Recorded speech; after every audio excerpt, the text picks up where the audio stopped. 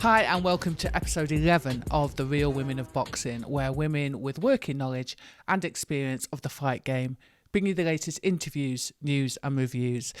My name is Jacqui-Lee Pryce, and today my co-host is a leading figure in women's boxing and the current WBO super welterweight world champion, Natasha Jonas.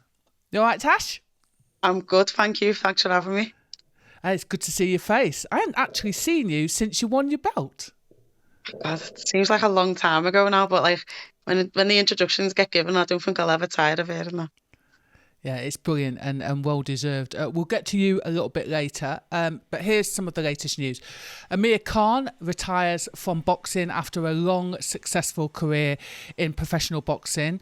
Boxer have signed Olympic gold medalist Ben Whittaker in an exclusive long-term promo deal.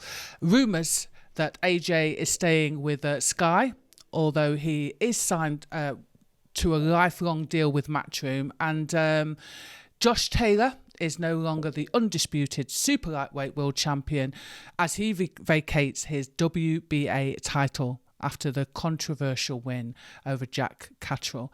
I mean, he said that after the fight he was going to move up to welterweight, and he also says that he vacated, but the WBA are hinting that he was stripped. Finally, Team GB doing well at the Women's World Championships. We have 3 left in the competition after Cindy Magamba was beaten by Mozambique in the quarters. And the rest are through to the medal stages. Not bad, not bad. Can you remember those days? Do you know what?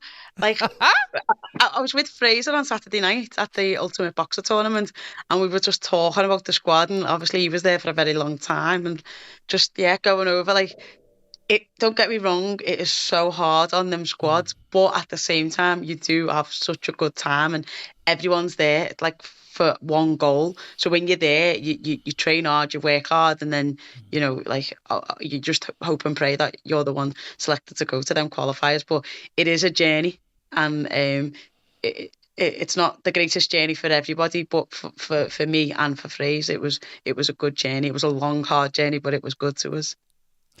Yeah, I just imagine, these kids, like, they're put under a little bit of pressure when they get there, but like you said, it must be such an amazing thing to fight for your country. It is, because I think there's a bit more of an option now with the women's pro scene being so big at the minute, and we've seen a rise and a spike in female participation in that side, and amateurs have now got the option, like Lauren Place, like Karis Artenstall, and like everybody else, to move over.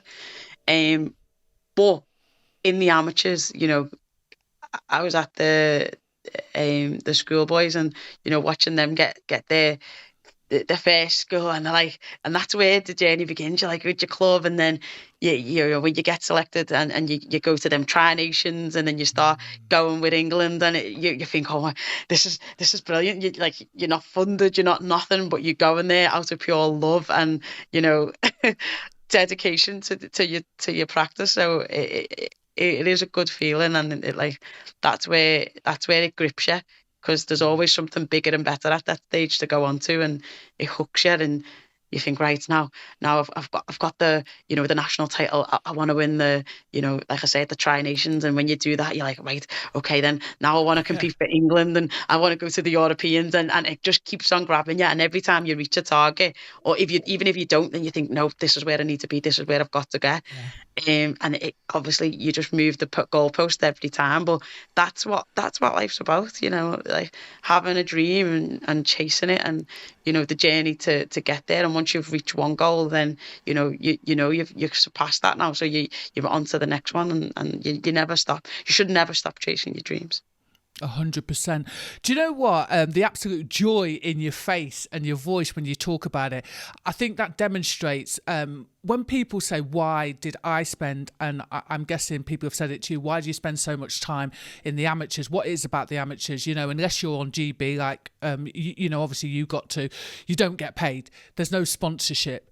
And then people wonder why. Why do these people do this for free? Just explain why. You know what? I don't know if I can put it into words. There's just something at the time. I was 21 when I started, so I wasn't like a young kid. I'd like kind of got over the whole going out stage, and I'd been quite. I'd got to quite a high level of football before that, so I knew what it took, and what it needed to be a successful athlete. And because I was older, a bit more mature, um, I wanted to dedicate myself to something. And like I said, initially it was just a going to do something to just to be active again, and to be a bit social, and to physically push myself. And then once you realize what your body can do, you start wanting to challenge it even further. And then obviously then you get the competitive edge, where then it's you versus another person. You're like, well, she's not beating me. So then that keeps you. And then, like I say, the nationals and whatever. I couldn't put a finger on what actually keeps me in the game. But I think mentally it's the thing of always pushing and striving to achieve and be and do better. You mentioned earlier about Karis Arkansas and Lauren Price being able to now dip the toe in both. What are your thoughts about professionals going back into the amateur game? I think that AIBA and the board made a rule. I think it was under 5, is it, or under 10? It might be. I don't know, but I remember Pursoon I thought it when was 4, unless I, they've I changed thought it. I don't know. I thought it was 5, but I remember Pursoon went back to the amateurs for the qualification for the Olympics. So I'm not really sure how it works, and to be honest, I think people dedicate such their lives to be an Olympian, and I think it should be, and it is the amateur side of the sport, and I think that's where it should stay. Once you're a professional, you're a professional. I mean, I don't really know the ins and outs of the agreement with UK sport, and I do get it from UK sport is all about performance, and about medals. That's basically what you're funded on, and GB boxing keep getting better and better. And we had our last team was our greatest ever boxing team ever. So that ups your funding, and GB obviously want to keep that. So if they think there isn't people to fill their boots when they've gone, then I understand why GB have obviously left open the doors for them to be able to do both. But as an athlete, I think as for the younger generation coming through, and wanting to dip their toes into to get into them, go into them qualifiers, and getting them ranking points that you need for, and the seed, and for the big major events, I think I'd be annoyed if a professional was taking my spot. But like, as I say, it's each to their own. I understand both reasons Both sides. both sides of the argument. So Yeah. yeah.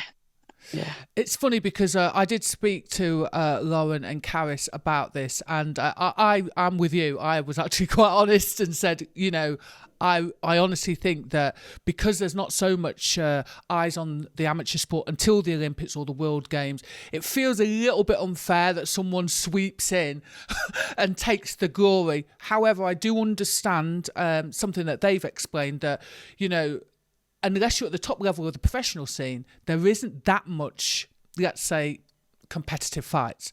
And so the more competitive fights they feel will be in the amateurs. So I'm going to kind of give them a little pass because they are amateurs and they've done so well in the amateurs. But personally, I'm with you. I think you should, once you've opened that professional door, you should close the amateur door, and let, the ones left behind take the glory. Yeah. So, what do you To think? be a diplomat here. Well, no, but I mean, don't get me wrong. I understand why people do it, but there is a part of me. I'm going to be, and I've said it to them. I'm not saying anything out of term. I've said, I can't envision that people that are on the amateur scene that have, you know what it's like, and all of a sudden they get a moment of glory, and then it's like someone sweeps in. Do you know what I mean? Yeah, no, I do agree. I do agree. I just think, maybe the under 5 thing, yeah, because you're still, like you said, dipping your, like, you're not a fully fledged professional after 5 fights, I don't think, personally. So, I could see them going back, but like, I think once you get past a certain stage, then I don't think Pursuit should be able to go back. That's what I mean. And also, to be fair, two different styles of boxing, and I'm gonna say that, and I think this happened with Muhammad Ali, that once you've got your foot in both styles, it's kind of difficult to kind of, I don't know, just to settle with one type of style. I feel like your brain's almost being divided, and I don't imagine that's great for the boxer either. I think if you're a boxer who's, you know, going them, like I said, them first 5, you're probably not going to get to a 10-rounder. So it probably is not so has such a bad an effect if you're still, you know, on your 6 or 8 rounds, 6 or 8 rounds, whatever, 6 probably rounds. It's probably not going to be as bad. But obviously you slow yourself down in professional because you know you've got 10 rounds. Whereas the pros is it 3 threes, so it's a lot quicker. Yeah. And the pros is 2s as well at the minute. So no, the pros are 2-2s and the women's are 3s in the amateurs. Yeah, so the pros are 10-2s, but the amateurs are 3 threes. So, but you pace yourself a lot better for the pros. So your style tends to slow down a little bit because you know you've got 10 rounds. Whereas the amateurs, even though it's 3-minute rounds, it's only 3 rounds, so it's a lot quicker paced. Even when I spar amateurs now, I know that like the first 2 or 3 rounds they're going to have it on me, but after that they're not. And that's the difference. So when you're a bit more of an experienced pro, then you kind of learn that you can test that gauge. And like with the amateurs, when they turn pro and you do them 10 rounds, it's hard the first time because you haven't done that many rounds before, and it's hard to pace yourself when you don't really know where the pace is going to. What do you think to the whole Josh Taylor thing? I don't really know. I was a bit sad to not see Cattrall anywhere in the rankings for any of them, for any of that. So my only gripe was that it's not going to be, you know, a title that Cattrall can fight for. It's going to be two other people selected, and I think that's a bit of a disservice to Jack, if I'm honest. So yeah, I don't really know. I don't really know the ins and outs. He says, you know, he's vacated. They say they stripped him. Who are we to believe? Like, and to be fair, it doesn't really gauge any relevance on myself. As I said, I was just disappointed to see that Jack won't be fighting for it. When I believe that out of anybody, he should have been given. I don't want to say first dibs, but you know what I mean. But first dibs. Yeah, first dibs. Yeah. Oh, yeah. It was a hard one. It's a hard one still to swallow. Hopefully something will come his way soon. So, Boxer seemed to be nicking every single talented Olympian going at the minute. They have snatched Ben Whittaker in an exclusive long-term deal. Oh, there must have been some smiles at the press conference the other day. Some smug smiles. Yeah, I didn't go to the press conference, but I can only imagine that Ben will be happy to see his bank account after a couple of his fights, because he must have took some going just to, you know, once you got that profile, you know, he's the silver medalist, he's the, you know, people want you, so they're in a bidding war to get you, and you obviously just go for the one that's, you know, the highest bidder. And I think that's the benefit of now of having Boxer. You know, for a long time, predominantly it was Eddie or Frank, predominantly. You know, there is other promoters out there, but you wanted, you know, the rights to TV, maybe Wasserman, but that's not very many TV dates. Or then is it Dennis Hobson? So yeah, on Fight Zone. On Fight Zone. So if you wanted to be somewhere, or you know, you wanted to be on one of them big platforms, and now Boxer, obviously I've got Sky, and Eddie's gone to the Zone. So now that's 2 separate entities, and you know, I'm not just saying this because I'm a boxer fighter, but Sky is probably for boxing the biggest platform, because you have that You know, people who have people mostly have Sky Sports for the football. So once you've got the football, then Sky Sports Boxing comes free with it, unless it's like an AJ card or something. So you get casual fans that'll just flick over and watch from that. So as far as filters and, you know, viewing figures and whatever, you're probably your biggest platform in Sky. But now people are in a bidding war, and you have got a choice to go to the best bidder. And, you know, now promoters have got to put the best foot forward and put the best price forward. And obviously Ben's been winning. Not only that, though, I have heard, and I can imagine, obviously, the money plays a massive, massive part in it, but I've heard from quite a few people that the thing that kind of made them sign with Boxer was they thought, or they felt, I should say, that, you know, they were being treated really special, that they mattered. Can you attest to that? Yeah, I think Ben's, like, obviously he's quite young, he's quite fresh, he's got good ideas, he's quite a visionary of where he wants to take, you know, boxing, where he wants to take Boxer, and what he wants to do within the sport on the platform that he's got, and he wants to do a good job so that Sky keep him on for the, you know, the next term and the next term and the next contract. So he obviously wants to stay where he is, and I always said, unless there's no disrespect to Matchroom, because I had a really, you know, good start to my career with them, and I've had well, apart from me last two biggest fights with them. But I always felt like I was the B-side, and even though I was initially signed to Matchroom, I didn't feel like that. When I was challenging, I was always challenging like they're the A-side, and I never felt like that was my promoter either. So I think with Ben, that I finally feel like, you know, that's my promoter. I'm the A-side with Jews. You know, they've got me back, and everything that Ben promised, he did, and he got. So I seem like a little boxer kiss ass, but I'm not genuinely. But I've got no issues with, like, you know, I said, if I sign with you, I want to be a world champion. Can you do that? He said, I promise you I'll do that, and he's done that. So he delivered. So I can only testify for my experiences. So I think one of the good things about Ben coming along, he's young, so he brings in, like you say, lots of new, fresh ideas, and he's given the older people a little bit of a run for their money, and I think that that's good. It does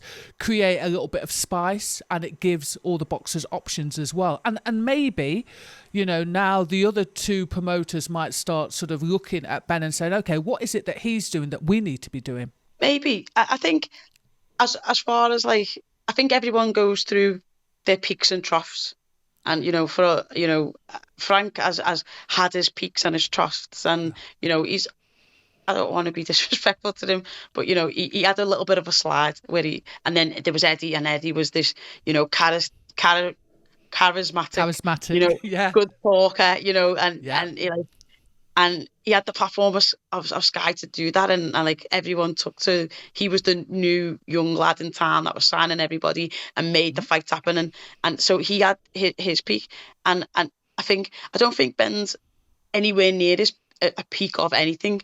It'll take a couple of, it is a fairly new thing, so it's going to take a while to develop the stable and to get, you know, the fighters that he needs to you know, make it competitive and to get them big fights and whatever. But he's on the way up, and people and he's, you know, especially in the Josh Taylor thing, he was really honest, and I think people appreciated that, like, the honesty that he showed. 100%, actually. I was quite surprised, because I'm going to be honest, I thought, I wonder if Top Rank will work with him again. I was thinking more the board. Well, yeah, but you know, I really appreciated that. Some people slagged him off and said, well, he didn't say it in front of Josh Taylor, but he said it. Mm-hmm. That's enough. So let's turn to the fights at the weekend. Wow. Yeah, what a weekend of boxing. So let's talk about first Hannah Rankin versus Alejandra Aliala for the and IBO Super Welterweight World title, which is, incidentally, Your weight category now. Oh, Thoughts on the fight? A little lie on it.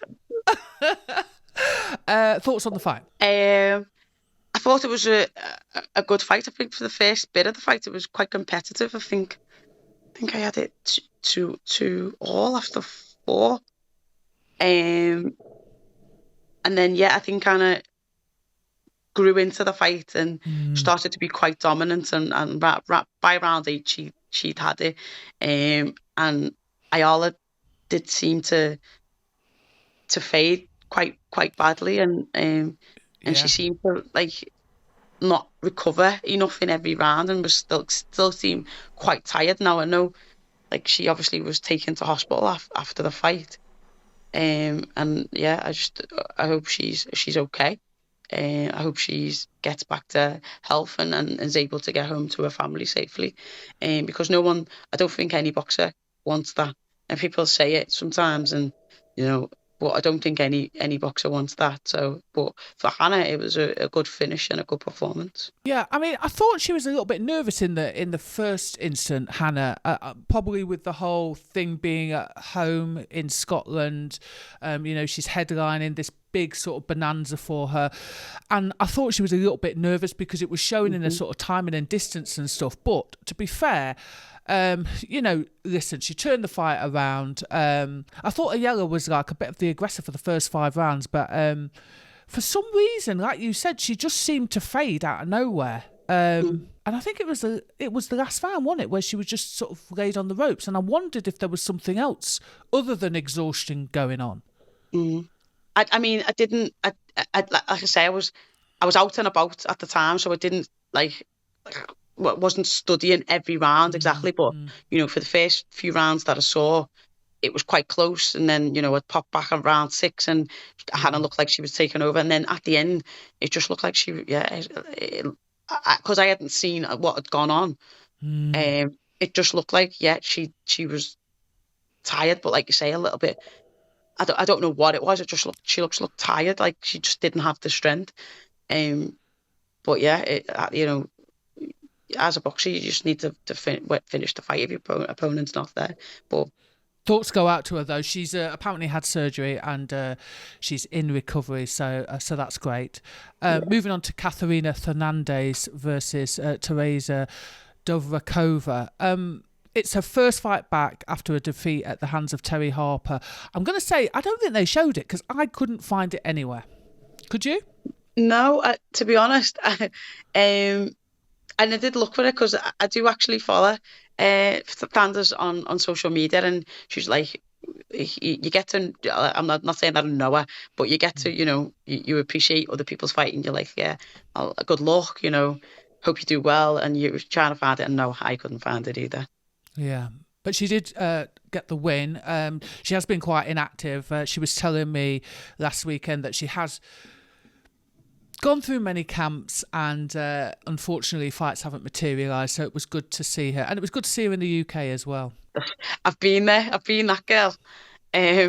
So yeah, I know how frustrating that can be, and people don't realise like literally you're given everything to these camps, and for fights to be taken away like the Josh Kelly one, you've worked all the way, you've weighed in, you've done all that, and then the fight's not happening, and you don't fight, you don't get paid, and it's 10 weeks, 12 weeks, 8 weeks, whatever it is that you've dedicated your life to this, to be paid at the end. It doesn't happen. So then you're in negative money because just because you don't get paid doesn't mean you don't have to still pay your petrol. Doesn't mean you don't have to still pay for your food. Doesn't that you don't have to pay for your nutritionalist, your S&C coach. Yeah. Everything else still needs to be paid. So then you're in minus, and then you're chasing the next date. And for that to happen and that to happen again, it's frustrating, and it's disheartening as well at times. And I imagine it actually just drives people out of the sport as well. Yeah, it's like I said, it's annoying. It adds pressure to the next camp and the next camp, because you think, right, well, I need to be paid, and you might risk and take things that you wouldn't necessarily normally because you this is people's livelihoods. You are a self-employed person. If you don't, like I say, you don't fight, you don't get paid. So it can like I say, force people into situations that they don't want to be in. 100%. Talking about a great British clash, Denzel Bentley against Linus Udofia on, I think it was Saturday night. Correct me if I'm wrong. No, it was Friday night for the British middleweight title. Oh, what were your thoughts on that? It was literally a fight of two halves, I thought. I thought Udofia was quite classy, quite slick at the start. Held this distance well, but then Bentley just kept on coming and coming and coming, and he was hitting him. And I think Udofia's lucky that the referee didn't see the knee touch the floor. Otherwise, it would have been unanimous to Bentley. Yeah, there was a lot of close rounds, which depended on kind of what you like, because Bentley was the come forward, aggressive, throwing shots, big shots, trying to land. Yeah. But Udofia was a bit more elusive, counter, trying to spin him. And when it comes to the last two rounds, I think he thought he was winning. In the last round, he definitely thought he was winning. He barely threw a shot. Yeah. And he that's took the round probably off. Yeah, that has probably, cost him the fight in a sense. And he might be a little bit frustrated and annoyed when he looks back and watches that. Do you know what? I absolutely agree with everything you said. It was one thing about Udofia is he has, like you said, he's slick. He boxes well, but sometimes I think that he just needs to get a little bit nasty and get hold of someone. And I think that that's the thing that he lacks. He was allowing himself to, get dragged off his game plan, getting close, and Bentley was kind of smothering him. I just wonder, if that's the thing that not only him taking the round off, but just the lack of spite is the thing that also lost him the fight. Yeah, it's probably a fair comment. I do think Bentley was throwing the bigger, harder shots, and like you say, they had a bit of meat in them, and you think, towards the round, they're gonna hurt. When you're fresh and you've still got that bounce in you, you can take them. But then in the later rounds, they start to add up and have an effect later on, and I think that's what happened. He definitely slowed him down. He definitely took him off his game, and he was definitely the more spiteful of the two. Like you say, I think he will look back at Udofia and look back and go, do you know what, that last round, if I'd have just pressed a little bit more, because it was, in my opinion, that was what it was on the last round. Yeah, for me it was, yeah. And just as a person watching it, it was nice to watch. But then as a person scoring it, you couldn't give that round to him because he didn't do anything. If you appreciate the art of boxing, you realise how well he boxed to get around and to keep moving. But you can't score, unless you're Canelo anyway, you can't win a fight off just being on the back foot. Yeah. And lastly, we come to the Boxer Cruiserweight tournament. So can you explain to people tuning in the idea behind this tournament? Yeah, it's basically a knockout tournament. So it's like the old amateur style. You go, there's 8 in the hat. You draw the names out, and it's a knockout competition until we eventually get the winner. It's predominantly like up and comers or young talent, and they're given the opportunity on a big platform to go and show the world what they've got. And the winner, I say the winner takes all, but the winner takes the big check at the end. They all get paid, but the winner takes the big check and gets the Sky contract at the end, or the Boxer contract at the end. Nicely put. So in the finals was Ellis Zorro and Ricky Reeves. Ricky Reeves, I think he was the less experienced of the two, and Zorro, I don't know him well, but I know him from the small hall scene, and there's been a bit of a chopping and changing of trainers. Do you think that plays a part in sort of slowing down a person's progress? Me personally, speaking from my own experience, I've literally been the Rotunda, GB, and Joe Gallagher. They're the only 3 trainers I've been. I've stayed at every club that I've been to, but I understand sometimes why boxers would feel the need to move, because sometimes when you've been on a place and you you don't feel that you're developing, then you have to do what's best for you, and that's the selfish side of, you can still, have a good relationship with your coaches and your old trainers and whatever. It doesn't have to become disrespectful, but when you feel that you've grew as much as you can with somebody, then I understand why people do move. It's just, for me, it hasn't happened. Yeah. I mean, he's now at the Peacock Gym and it seems to be working out well for him. But, both fighters, I think, at the last round were just tired, actually, just really tired. The sharpness has gone. I think it was very, very close, I'm going to be honest. I think it was quite difficult to score. It definitely was. And I think it was all on the last round. I think no, it wasn't Zorro. What was the other lad? Ricky Reeves. Reeves, yeah, he'd had a tough fight in the fight before. Yes. It was a really tough fight, and I think that his energy's happened, and because technically he has less time to recover because he was the last fight.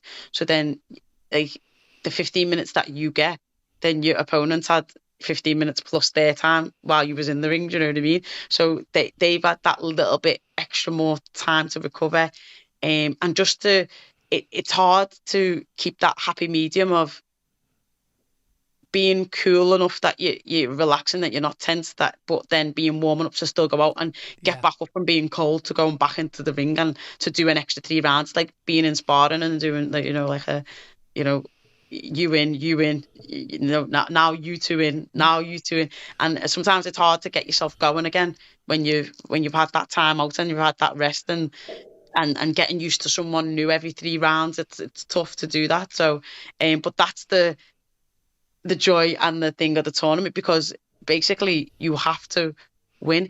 And one of the fights I remember as well, one of them, normally within 3 rounds, basically, if you win the first round, the other person's got to win the next 2.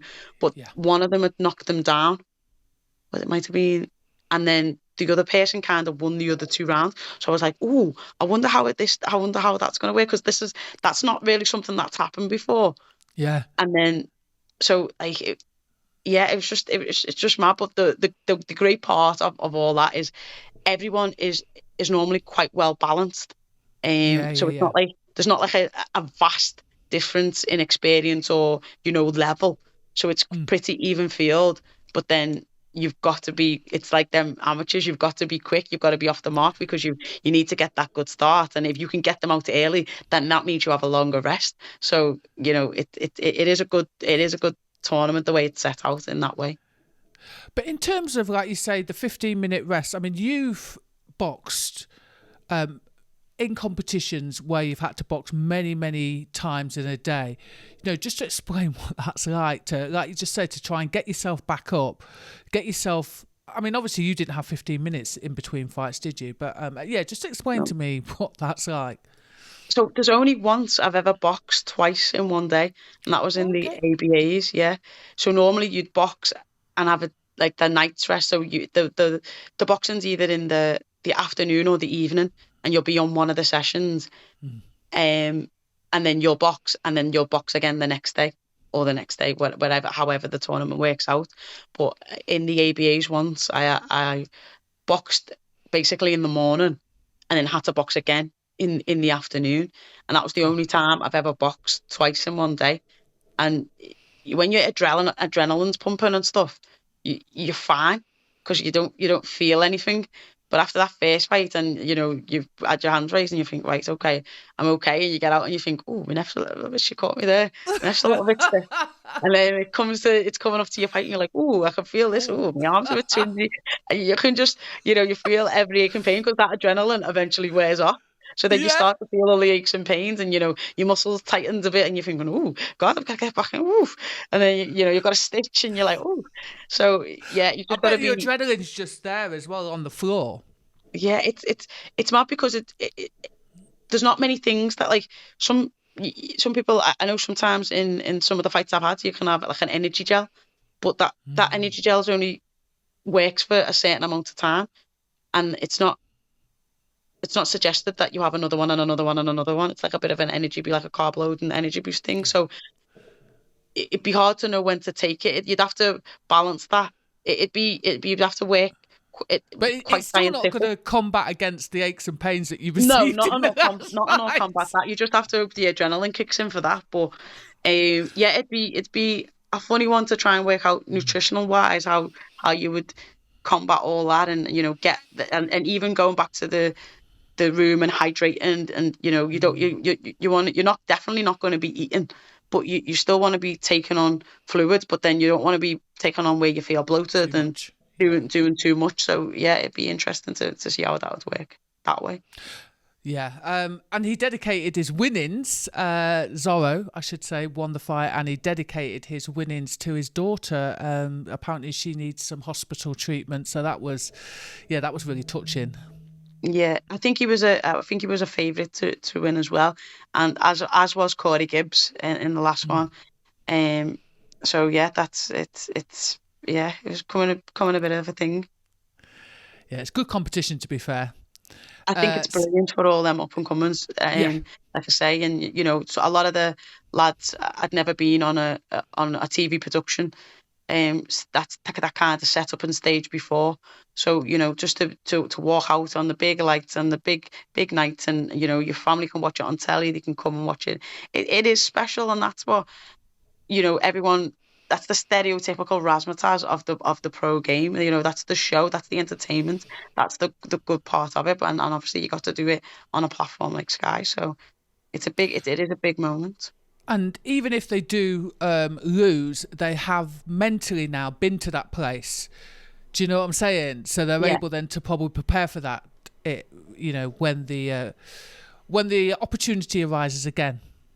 And you've got the likes of Masha, who didn't win in the Liverpool in the lightweights, I think it was. Yes, the lightweight. It was Chima, wasn't it?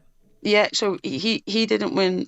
He didn't win that one, but he performed that well that he was asked to be Eubanks.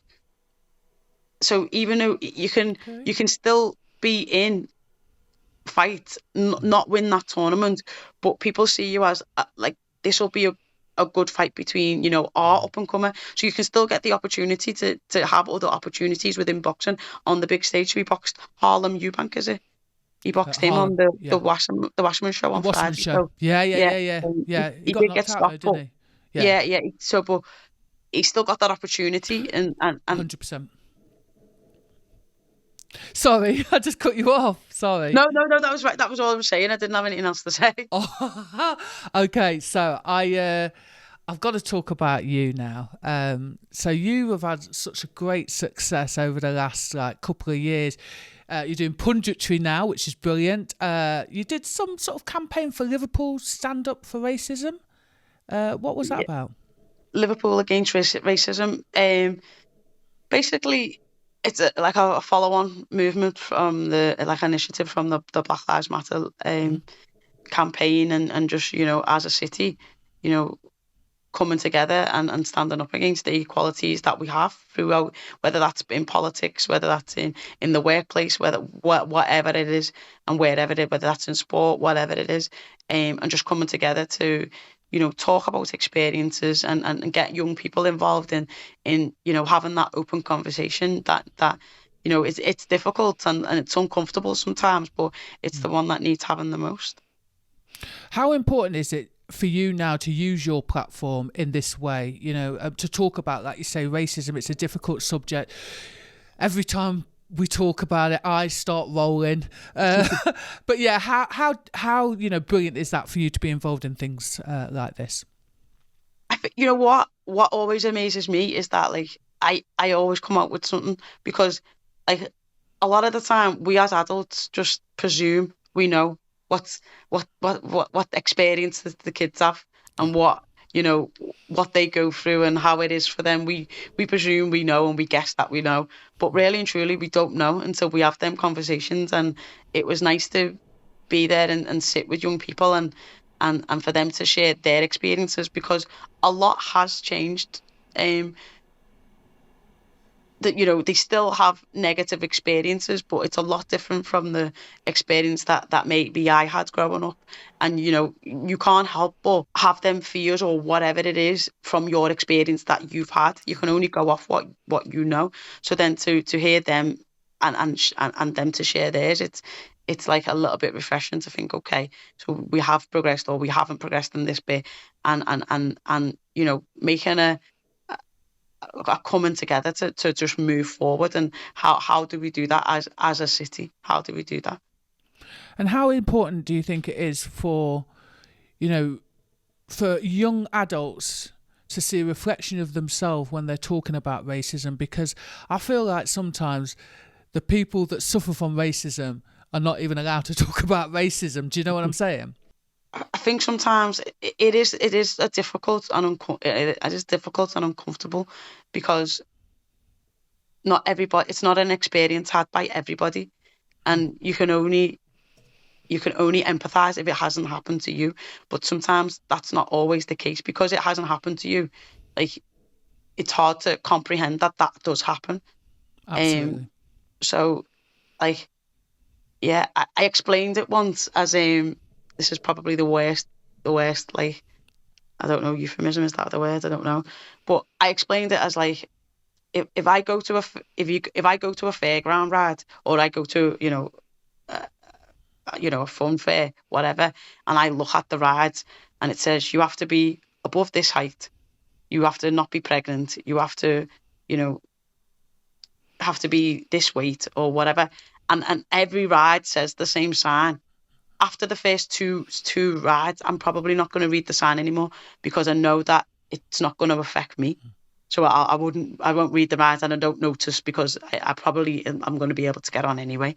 But then if I was pregnant, I would read every single sign to every single ride, because that will affect me, and I know that it might, and that's the same with like the whole race thing. I don't have to see, a Britain First badge or, an NF flag or whatever to know that I'm not wanted, or it's uncomfortable for me. It can be something very subtle, and I think one of the big things that came out was the mini microaggressions that, like, people like. You think you're going mad? Yeah, I think people think you're going, you're oversensitive, or you're imagining it. But like it is the little things that, like, you see, or like you say, for me growing up, and I literally said this on a talk, I was like, okay, I'm either going to be a rapper or a sports person, because that's the only thing I ever seen people being successful at that would look like me. Like, there was only ever good singers, good dancers, good rappers, or good at sport. They was all entertaining in some way. Like, so I knew I couldn't sing, and I wasn't very good at rapping. So I thought, right, sport's my one. It's got to be sports. It's got to be sport. So, but, so, and it's that is so silly, but it's so true.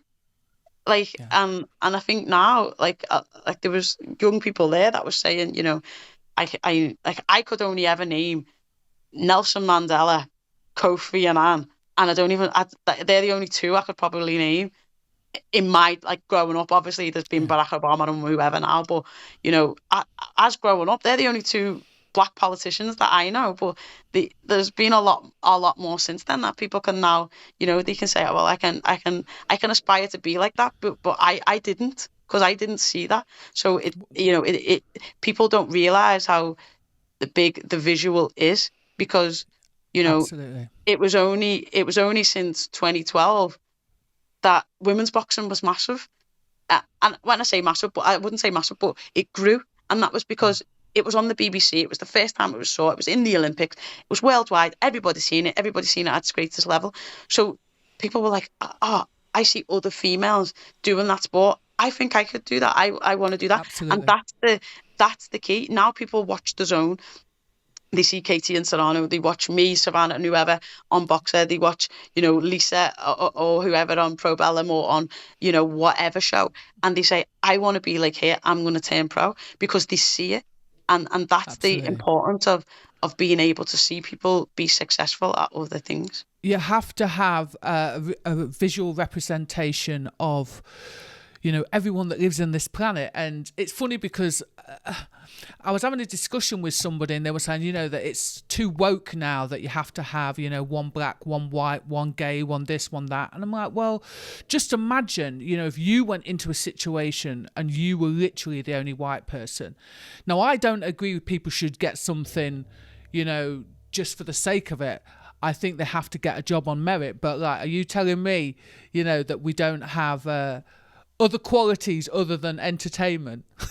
Yeah, exactly. So, I 100% believe that I've worked for everything that I've got.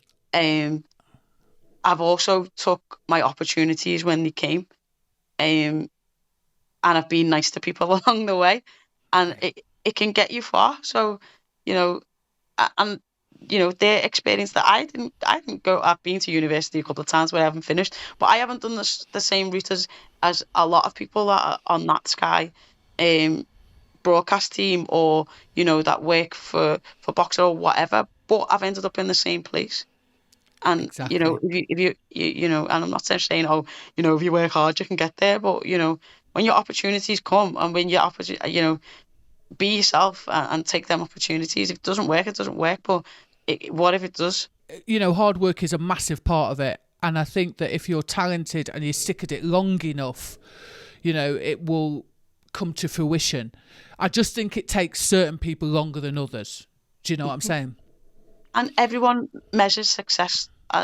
For me, success was, going to the Olympics, getting a world title, being a part of the Sky broadcast team, having me little girl. So, but everyone's measures of success is different. Not everybody wants a family. Not everyone wants to be, an athlete. Not everybody wants to be on telly. So you've got to measure your success with what's relevant to you. Because success for me isn't going to be success for somebody else.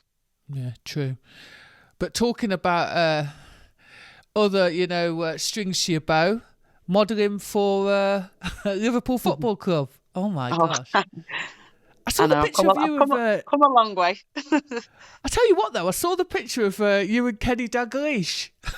I was like, yeah, that is a moment. How was it meeting him first? That was at the Man City game. It was. So yeah, I was fortunate enough to be invited into one of the boxes. And Kenny Dalglish was there, Ian Rush, Oh wow. I think Ian St. John. There was a few people there. Gareth Southgate. There was a few. Nice. And I was being a bit of a fangirl, really. I was like, do you mind? And one of the lads who was there, who works for Liverpool Football Club, I'd seen me when I'd been doing the campaign for the LFC new kit. So he was like, come on, I'll take you. So he was like half saying, Kenny, this is Tasha and all that. And I was like, hi, So that was Did good. he know who you were though? He must have known who you were. You know what? He didn't actually know who I was, but What? I've got a little nephew that plays for Liverpool, for the under 21 team. So Yeah. he knew him. He was like, Jonas. He went, are you in relation to Lee? I was like, yeah, he's my little nephew. He was like, oh yeah, he's doing really well. He's playing for England. I said, yeah, I know. So we And had I'm a little world conversation. champion. Oh, Yeah, and by the way, I'm a world champion. Forget Lee. It's not about this. Is not about Lee. But yeah, so yeah, he actually he knew Lee. And sometimes when I'm watching the LFC TV, watching my little nephew, they'll say, Wow. this is Lee Jonas, and he's got a famous auntie who's Natasha. I'm like, go ahead, Liverpool. That's nice. That is really nice. Yeah, your family are crazy, talented in the old sporting arena, aren't they? Yeah. I think UK Sport should just start giving us funding, to be honest, direct to the family. I think they should, to be fair. I think they should. But so, what did the whole modelling thing? What was it for the kit? Did you say? Yeah, it was for the new release of the new kit. But you used to play football though, didn't you? Yeah, Before boxing.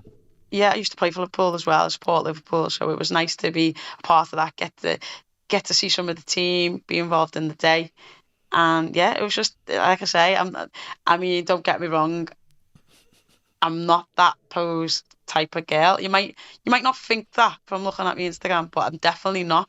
So it was a little bit awkward But like I say, you gotta take them opportunities when they Yeah. come, and like, go with it. And I was like, it was so cringy. I literally cringed for the whole day. And like, you had to in the little bit where we're in front of the screen, and like, you gotta do it. And it was like, do this. We'll put the music on and do this. And I was like about 50 people in the room. Thought, I am not dancing in front of these people. And then like, you kind of do get into it and you warm into it. And I thought, I'll do something comfortable. I'll just shadow box. So I started shadow boxing. He was like, that is brilliant. Keep doing that. Keep doing that. And I was Like you'd never done it before. yeah, like, I was like, okay, I was like doing it. I started doing the alley shuffle and everything. I was like, yeah. Nice. No, it's good also that to see you, taking these opportunities and also being given these opportunities, because like you say, you've been around the game for a long time. But I want to take it back to the football. You got a scholarship, didn't you? Was the scouting system like similar to how football operates today? Not at all. We're talking nearly 20 years ago now. So, it was like, it was very, very much in its infancy. And I actually wrote to the university in America, and like they said, oh, send me some tapes, give me some stats. Wow. Can we come over and watch you? And so I like give them days and times that they can come over. I actually went the summer before and trained with the team, and then that's when I had to take the SAT and get the score, and then go, and I was part of the camp then. So effectively, didn't they have that sort of option in the UK at the time? Is that why you, tried America, or did you just want to move to America anyway? No, they did have that option, but it was at the time, I think America had just won their first, or it might have been their second World Cup, and there was Mia Hamm was like the star at the time, and she was the first woman to get £1 million sponsorship deal from Nike. And I watched the World Cup, and I was thinking, oh, I'm well better than there. I'm well better. If I can just get to America, I'll get this million. I'll play for the team, and I'll get seen by Nike, and I'll be able to, and that was my train of thought. I was going there to be Mia Hamm, basically. Yeah. But at that time, and I just knew America has always been very much into the sport. Like America, it's like win at all costs. So they don't care how you win; they just want you to win. So they pump a lot of money into their sport, and because the football was winning at the time, I knew that and obviously, the likes of that Mia Hamm getting all, big massive sponsorships and it growing as a sport over there. I just knew that was the place where it was going to happen if it was to happen. Did you actually go there and spend some time before you got your injury, or did that sort of happen before? I was there for 18 months, I think, and then I got injured. Yeah, I got injured and came home. I was intending to stay for the rest of the obviously to get me degree, but I just couldn't. I was never really great academically, and I never honestly went there for that. I went there to be an athlete. And when I thought that dream was over, I couldn't motivate myself to like stay there and get through the academic side, because I didn't want to be there to do that. So I ended up coming home, and then I tried Liverpool, John Moores, I think, and then I tried Edgehill, and still came out with no degree. To be fair, I can imagine it was quite, devastating at a young age, not only to, get injured and have to come home, but just being out there anyway, on your own. So sort of tell me about that time. I could say I've never been really scared to try anything. I've always been quite focused and quite driven. I just I never really wanted to be like everybody else, and I didn't mind that none of my mates wanted to be footballers or boxers or whatever. In fact, I had one mate who was a good footy player, but we was the only two in our little circle of friends that even liked it. But that didn't bother me. And even when you're younger and people are standing on street corners and drinking and stuff, I never was in that kind of thing, because I always had training, so I never really did that phase. And I just always wanted to do and be better, I think. So I always had visions, and I manifested myself as being someone different. So it hasn't worked out too bad for me. It hasn't at all. You came home, and then you got into boxing via the keep fit route. Talk to me Yeah, about that. it was actually, you remember Sylvia Singleton? It was actually I her. remember the name, but I can't think of the face. You know. She was dead little. She was like the Oh first. my god! Is she the referee? No. Oh, She was a coach in the Rotunda. But she's okay. The name dead the little, and she was like the first. I think she was the first ever like highly graded female coach. But yeah, she basically used to watch the gym for my uncle because like it was in a bit of a rough area of Liverpool, and he's got a karate gym, and he used to just go to the karate gym, just training by myself.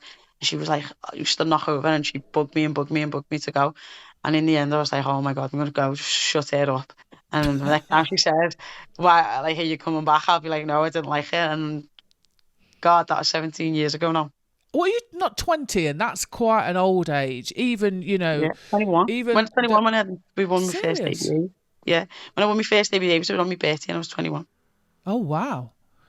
I mean, I remember you from those times, but I actually didn't know that until I did my research that you were actually 20 when you started. Mm. I mean, it's even in those days, it was quite late for anybody to start amateur boxing, wasn't it? You've kind of gone down the route of competing in, what are traditionally men's sports. How did you kind of find your way into football? I mean, you've spoken about the boxing, but football in particular. How did you find your way to those sports? Football is an inexpensive activity that everybody did from where we were from. It's like, you get your 50p flyaway ball or whatever it was at the time, and the whole neighborhood is playing like a match for about 3 days. And at the end of every night, it was last goal the winner. And everyone's getting shouted in, last goal the winner. And I think I had two older boy cousins who lived in my nan's house. Because my mum had me when she was really young. So she was 15. And we lived with my nan and my two other cousins that lived in the house. And they was two lads. So like wherever the lads went, I was allowed to go. But I had to be with the lads and I had to stay. And, lads being lads, you just go around the corner, you play football. And there was like a group of kids that lived literally around the corner, and we had a park at the back of our house. So my nan used to just shout over the back wall, "Dinner's in," and we'd come through the back way from the park and come in. But we'd be out there for hours, and she could see us like over the fence into the park. And when you're that little girl, first going round, I think I must have been about 4, and I'm the 4-year-old girl. The lads are 6 and 8. Yeah. And the little 4-year-old girl standing there, and everyone's like picking everyone and picking the mates, and I'm the little girl that gets picked last. And I was like, I'm not having this. Like they're acting like I'm the rubbish one, and like I'm getting chose last. And by the end of that year, I was probably one of the first to be chosen because I'd got better, and I was definitely better than one of our lads, but I probably wasn't better than the other one. But you being in sort of boxing and football, how did that impact your friendships with females? Initially, I found it tough because I was always I when you're a kid, you don't really get the whole gender thing, and I was just like I was literally one of the lads, and I didn't really realize that I was a girl until I went to school, and like not many girls did and like the things that I wanted to do, and I couldn't really relate to them because I like to do the sports, and I like to play tag with the lads, I like to play footy with the lads, I like to climb the wall with the lads, and the girls didn't want to do that. Well, not many girls that was in our school anyway. So I just stuck with the lads. But then in senior school, I went to an all girls school, and and by that time, there's a huge disassociation with females in sport, and I was never like, I wouldn't say I was like the popular one, but I was like kind of in the middle group. But I never wanted anyone to know that I was good at sport. For a very long time, I hid that I was even good at sport. And I used to sneak to all the clubs, and people were like, where was you at lunch? I'd be like, oh, I was just doing this, or I went home. And I wouldn't tell them because it wasn't the kind of cool thing to do for a girl to be involved in sport. And then, yeah, as you get older, I was, in school, it was probably the only thing that I was ever recognised for positively. So by the end of school, I was pretty much confident in who I was and what I wanted to do, and I didn't really mind then who knew. And my friends just accepted you for who you are, and I learned to like build relationship with females, because it was hard, because girls and lads are so different. 100%. And it was hard to I couldn't. But even now, like, I've got my like group of mates that I've had since ever, and I'm still a little bit socially awkward when I meet new people, because I don't really know how to take to everyone, and I try and sit back and like gauge the room, and sometimes people think, oh God, she's a bit snotty, or but it's not. It's just that I'm trying to like work people out and where I'd fit in this hierarchy of the room. I remember meeting you several years ago as an amateur, and I've always hung around with men, predominantly men. And I remember meeting you, and I can't remember who else. I think obviously Savannah was there, but it was you, and I can't think who the other person was. And the kind of level of jokes, the level of ease you had with each other. You were sort of my type of women, and I think it was then that I thought, there are women that are like me, that are, comfortable around men, like boxing, like to talk about sport. And I think that was the moment I was like, okay, I'm not actually weird. I'm not crazy. There are women like me out there. Yeah, it is literally, I think what's mad about your teenage years is you spend all your time trying to fit in, and you don't want to stand up for any reason. Whether that's being good at something or whatever the reason, you're always trying to fit in and be the middle person in the group. You don't want to be the loud one, you don't want to be the quiet one, you don't want to be, and you're just trying to gauge where you want to be in your hierarchy of friends. And it did take me a long time to just be comfortable in my own skin and be who I actually was, and not be ashamed or embarrassed that none of my friends like footy, or none of my friends like to do all the sports that I did. And I think there's a level of security and confidence and thingy when you get to that point where you just don't care. Like, I was like, it took me a long time, but when I got there, I was like, yeah, I'm good at sport. I'm going to the footy club, or I'm playing this and I'm doing going that. to boxing this weekend. Yeah, I'm going to boxing. Like, my mum said it before. If I would have came home to my mum and said, "Mum, I want to do dancing," she'd have been more shocked than when I came home and said, "Mum, I want to box," because that was just who I was and how I was. That's what, like, that was just me. I did dancing as well, but I had two camps of friends. You had the girly friends that you went to dance with, but in fact, actually, as I've gotten older, I just spend more time with men, and I wondered if it ever caused you problems. Being with men. Yeah, just being around men more. I think in relationships it's hard, because like, Absolutely. I'm not just around the average man. I'm around, physically fit, healthy, attractive. I'm not saying everyone, but like, Yeah. And there's a little bit of you've got a little bit of status, especially in Liverpool, if you're a sports person, but especially a footy player and a boxer, you're a little bit of a someone, and it's hard for a man to accept that I've got that status, kind of thing, and Absolutely. I am probably comfortable around more men than you are, and a major thing for me in past relationships has been somebody being your plus one. Yeah. I think there's been I don't want to say ego, or I don't want, but when you come places, like, we get to go. I get to go really good places. I get to go to the boxing shows, all the big ones. I get to go to fancy dinners here, there, and charities and whatever. And the sports personality of the year, and for someone to come as your plus one, sometimes standing in the back. Yeah. Oh, this is Tasha, and what's your name? You know what I mean? And this, that's a little bit hard sometimes, and I think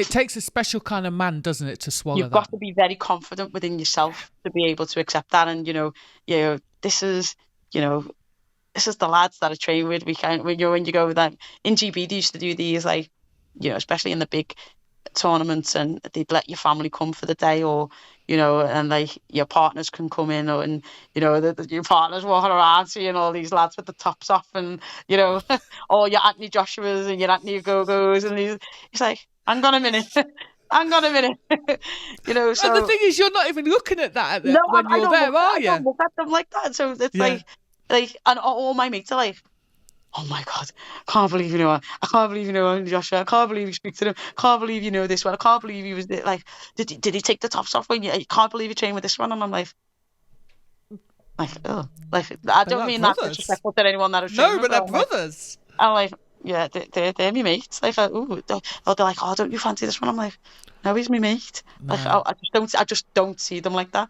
So, you just got to be comfortable with yourself, and a special type of person to accept it. Okay, here's a question.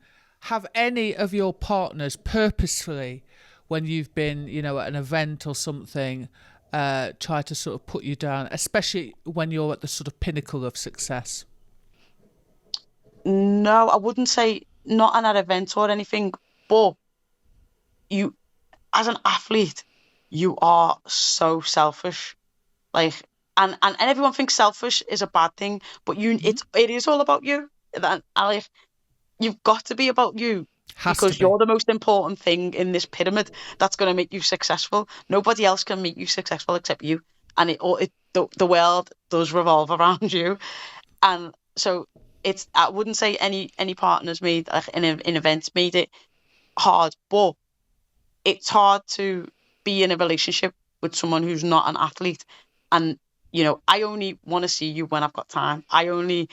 We can't always go out for dinners. We can't always, I'm in a weight maintain sport. We're not going out for dinners and eating all the time. We're not drinking. Doing the thing. Yeah, we're not drinking. I can't. So you're only doing things. That's only things that like couples and young couples do. But I can't do that. Yeah. And I am particular about time, and I have got 3 sessions to do a day, and at the time, sometimes I was living in Sheffield Monday to Friday, so I'm only going to see you Saturday, Sunday, and then I'm back. I'm away again, and that's hard, because if you're not used to that kind of way of life, that's tough to accept. And like I said before, it's harder to accept knowing that she's going there with 10, 15 other lads with the tops off who are quite attractive, and all her other mates fancy, so why wouldn't she fancy? So it's that. But yeah, I am, as an athlete, and so selfish, and that's it's hard to work in a normal, I don't want to say normal relationship, but for someone who's not an athlete to understand that, like, you're not always going to be number one for me, and that's tough. But that is the bottom line, really, sometimes. One thing I wanted to know about you, obviously you've grown up all the time in Liverpool. Where are your parents actually from? Were they born in Liverpool? Were your grandparents born in Liverpool? It's one of those questions. Where were you from? Yeah. I'm allowed to ask it though. Where are you from? England. Where are you from? Liverpool. Where are you from? From? Yeah. Where are your parents from? England. Where are their parents from? You want to know me inside of my family history? No. So I identify as black and black. Both my parents are. So we are actually in a book of Liverpool's oldest families. We are one of the Liverpool's oldest black families. Yeah, we're in some history book. We're generationally from here. We've got it goes back to whenever. I don't even know when they can trace it from, but it goes far back. We've got English, Scottish, Welsh on my nan's side. That's my mum's mum. So and my granddad is Jamaican. My nan's dad is from Ghana, and my granddad, so that's my great granddad on my nan's side is from Ghana, and then my granddad, my mum's dad, is from Jamaica, and then my dad's family is like from mix between England and the Caribbean, but I'm not really sure which island. Wow. So that must have been quite interesting when you found out about your family's, historical roots in Liverpool, because I think people think that that there were no black people in sort of, let's say Victorian times, etc. Yeah, no, it's nice, and one of the people are doing the family history at the minute, and even like just knowing like our family is huge. Like I think my nan's got 75 grandkids and great grandkids Are you all together. No, she's got 75 or 73, I think it is. Grandkids and great grandkids. So my mum's one of 10. She's one of like, I want to say 8. My nan. Wow. My granddad's family is a bit sketchy. We don't really know about my granddad's family. And then it happens in all families. Don't worry about that. Yeah. So, and then my dad's family, we don't really know his dad's side, but his mum's side's all from here. So, it's nice just to see, because it's nice to know your family roots and where you belong and who you belong to and your tribe, I suppose. Yeah, especially I think when you do live in the UK, because sometimes people don't feel like they belong here, or they belong in Africa, or they don't belong in, the West Indies. But it's nice, that you know your history. It's great. Yeah. So I've got to ask you about the the beef, the Twitter beef with Clarissa Shield. What is going on with everybody at the minute? I don't know. I honestly, I think, you know what it is? I don't think Americans get like wit and sarcasm. No, they don't. So Savannah had put, hadn't she, 10-year anniversary, happy 10-year anniversary, babe. And then of obviously her winning in the World Championships and Clarissa obviously losing. So then Nick Pete wrote something.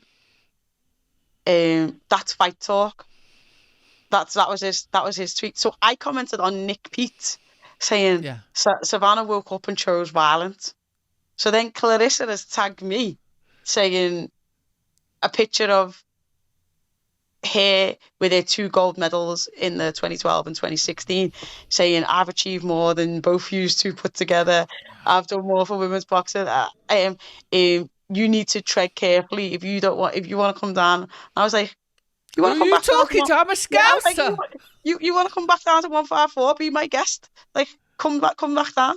I'm not scared of anyone. I'll fight anyone. I think I've proved that. And then I don't know if she has responded to that. Or everyone's getting a little bit sensitive. Everyone's getting a little bit sensitive. She replied and said, oh, she did reply, and she said, "You're now on my hit list." So I put back, the shit list. You're now on the list. She put. So I put, apart from me and Sav, just out of curiosity, who else is on this list? I saw that. Who else is on there? Just me and her. So someone like laughingly had put Baumgartner's on it, and so I put what Baumgartner done, and then someone put Brockhouse is on it, and then someone put somebody else is on. So she's got a list anyway. I'm on the list. A whole list. Oh, there's a list. So I'm on the list. You're on the shit list. Yeah, I'm on that list. The hit list. I'm on. No, the shit list. Well, either or. Yeah. So listen, closely second me. In terms of so where's this Savannah Marshall come from? Because I actually quite like it. Savannah, where does she come from? Come on. I don't know what Pete's done, but like, because you know what was mad about Savannah, and you know yourself, you've known her since she was a kid. Like, we always knew how good she was, but she just never ever believed it. Yeah. And on big occasions, she used to freeze. And now, like, she never needed a boxing coach because she was always good at boxing. She'd been brilliant since a kid, and I got goosebumps. She did beat the likes of Clarissa and stuff, who was unbeaten, phenomenon that was coming through, like, and was nothing stopping everyone and whatever. And Savannah just absolutely schooled her. And we knew she was good, but she just didn't believe it. And no matter what anyone did and how much the Yeah. psychologist worked with her, she just didn't. And now with Pete, she's got that belief, and she's She's like, just bloomed. yeah, she's like, listen, pillow fists. I'm like, go But on, she's girl. what she's saying, she's funny as well. Yeah, She's she's so funny. yeah, she's like, you've just beat a child. Don't be raving because you've beat a child. She's just a child. I was like, oh wow, go ahead, Sam. I honestly still can't work out why she bit that man, but it is what it is. I like literally, I am not scared to fight anyone. I'll fight anyone. So, like, but I do love this new improved Savannah, and even now when she's doing interviews, like she was sitting next to me in the Ultimate Boxer tournament, and she's doing interviews, and she's confident. She's like it's nice to see her come out of that shell, and like she's finally confident, and like who she is, and she like, she is funny because she used to be like on GB. She used to say like dead dry things, but they were funny. But she'd only say them in our little circle. So no, like She was confident though, wasn't she, 1-to-1? yeah, And quieter in the group. yeah. But now she's just like, yeah, I'll give it back, and I'm like, I'm all for this, Sab. I'm all for it. To be fair, so am I. I think the reason why I like, this whole sort of turn of events with Savannah is basically, she missed out on so many opportunities for lack of confidence.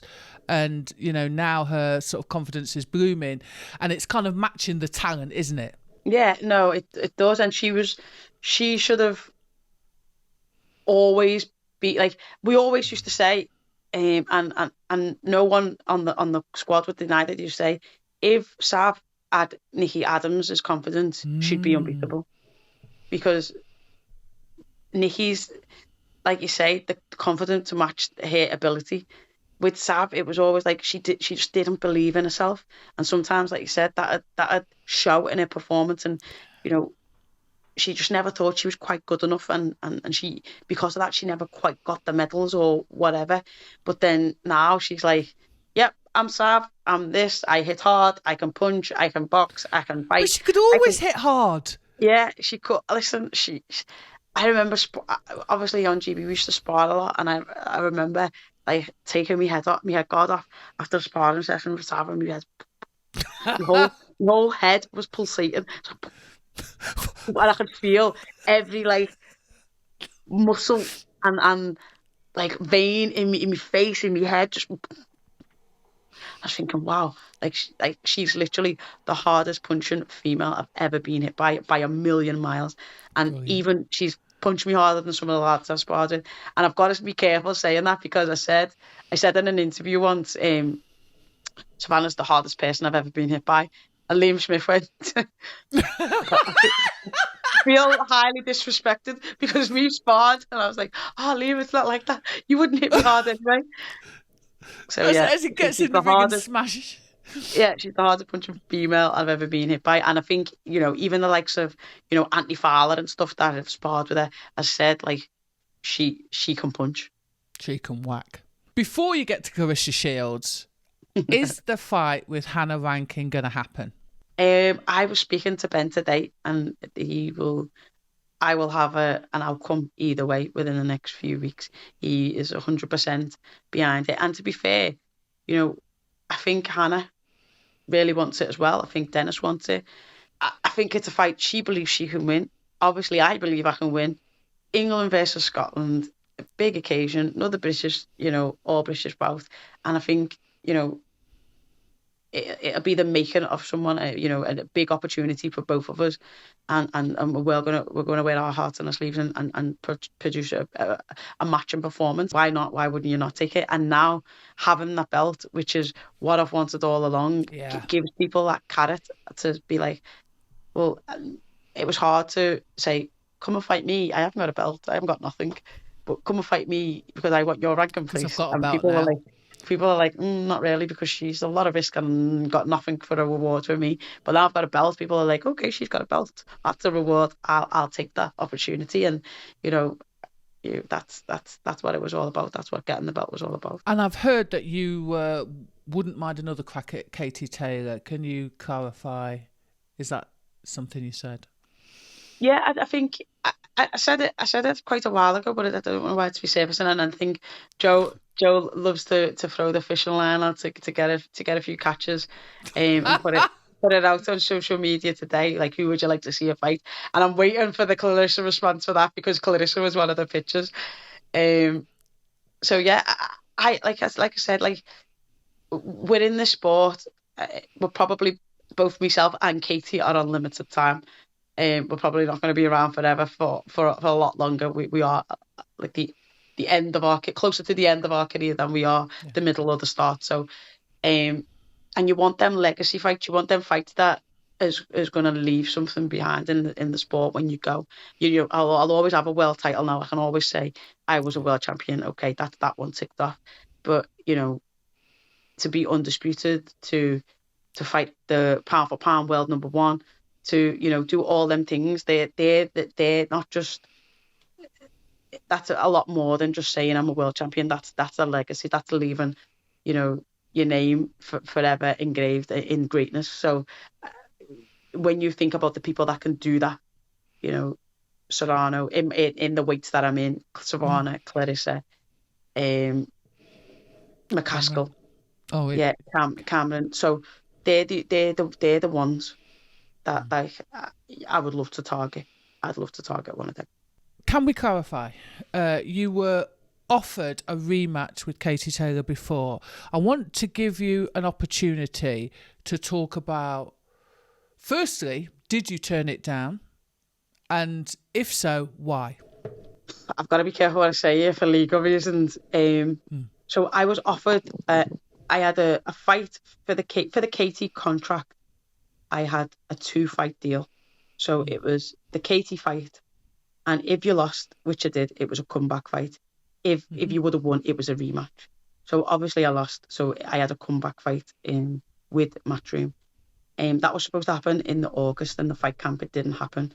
Then it was supposed to happen in the October in the Liverpool Liam Smith Anthony Fowler undercard, and it didn't happen. So what had happened is I was offered a deal which would have given me a comeback fight, a chance for like Welter world title, and then a rematch with Katie. Obviously each fight had its own pace and whatever, but that was an extension of that was the 3-fight deal. So it was an extension of the original contract. Eddie had talked about doing some commentary for the Zone, because I'd done that before, some commentary work. But then I got an offer from Boxer. Like I said, Ben offered me a certain amount of money. It was a lot more than the Matchroom. So I went back from, and he promised me the world title. He said, I don't know what world title it is, but I promise you I'll get you one. So I was like, okay. So then obviously you do what everybody does, and I went back to Matchroom and I said, right, okay, this is what's been offered. Make your offer better. He did up it a little bit. I went back to Ben and I said, like, this is what I've been offered. Like, what's your best offer? So then Ben, what are you saying? Ben gave me a better offer. And then by this time, Sky had come in and also said, right, as long as you're with Ben and Boxer, you can also be a part of our punditry team, and you'll be a wage for this now, and it'll be so many years contract and whatever. Now I haven't had a job since 1990 something. Yeah, 2009 I think, or 2010. That was the last time I had a proper job. So I've been funded, I've been self-employed and whatever all that time, and I've in lockdown, I was in a financial crisis, because when you don't, obviously the whole boxing board shut down. No boxing means no getting paid, means no going. Everywhere was shut. There was nowhere else to get a job. I think even Savannah said she went to apply for a local Aldi or Tesco or somewhere, because people don't realise we're not the Ricky Hattons or the Anthony Joshuas of the world. We're just like everybody else. If boxing's on a telly and you're not seeing it, we're not getting paid. I'm towards the end, so there's a lot of boxers that come out of boxing with nothing and nowhere to go into.